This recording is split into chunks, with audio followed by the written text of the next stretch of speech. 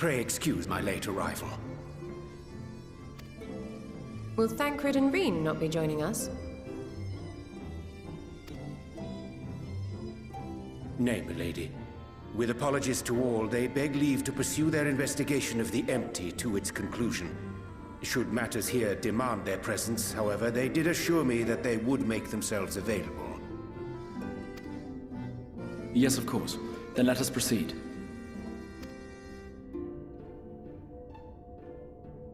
I think it best that you begin by providing a summary of Mistress Kryle's findings.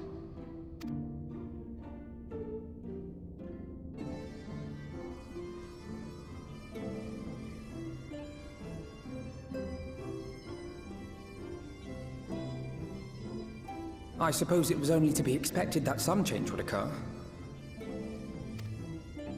Yet our souls seem unaffected, to my eye at least. How long they will remain so is another question. Kryle is right. It is imperative we find a way to return to the source. Perhaps an explanation of the method by which I brought you here will yield some inspiration. Ere I begin, it must be noted that I am by no means a gifted mage. In order to employ powerful magics, I must rely upon the Crystal Tower and its boundless reservoirs of energy. The magic that summoned you was no exception. 'Tis a singular spell, adapted through painstaking effort from the technique that transported me to the First. To use an analogy, it works by cutting a hole in the fabric of reality.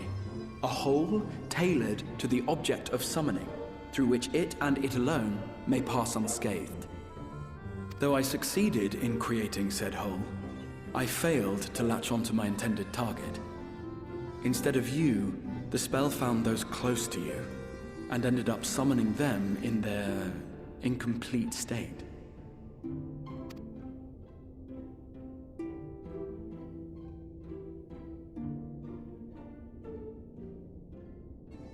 I would not soon throw my life away, not after the lengths you and yours went to save it. And so long as I breathe, I will spare no effort to see you safely home.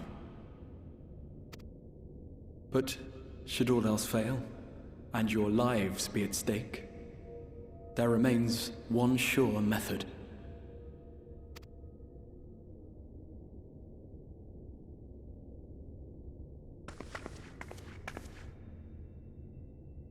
Ow! What was that for?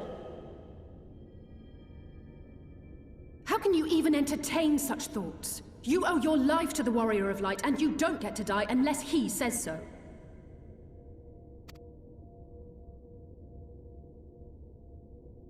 Your followers await your divine judgment. What did you just...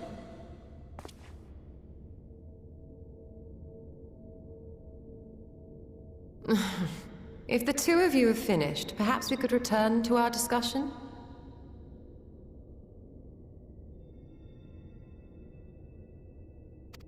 Rather than dwelling upon the multiple failed attempts at transference, I think it would behoove us to focus on the solitary success.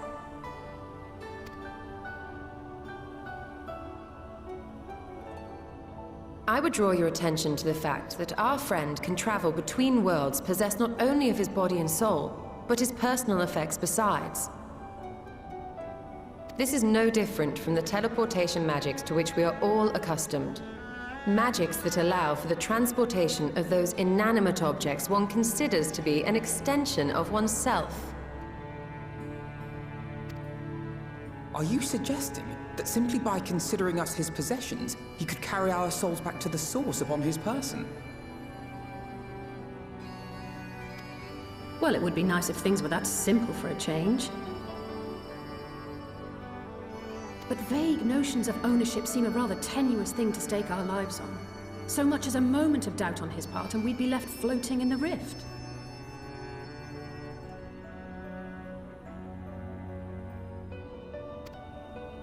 Milady hath the right of it. The requisite fixity of belief would be too much to ask even of our friend. Yet, were we to immure our souls within an object in his possession, mayhap then our safe passage could be assured. White auracite would, I believe, serve as a suitable vessel for this purpose. It was conceived to imprison the massy soul of an Ascian, and should house one of ours with relative ease. We would need only to ensure our soul's safe preservation inside the stone, and identify a means by which they might be transferred back unto our vacant bodies.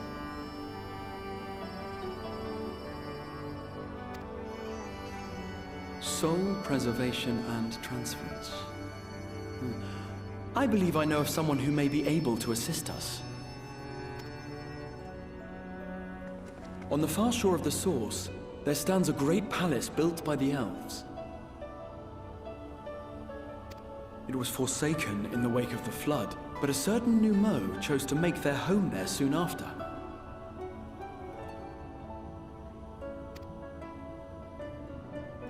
Though they have long lived as a recluse, they once occupied a place of honor in Verbert's royal court, and it is said that none in all of Norvrant is more knowledgeable than they on matters of the soul.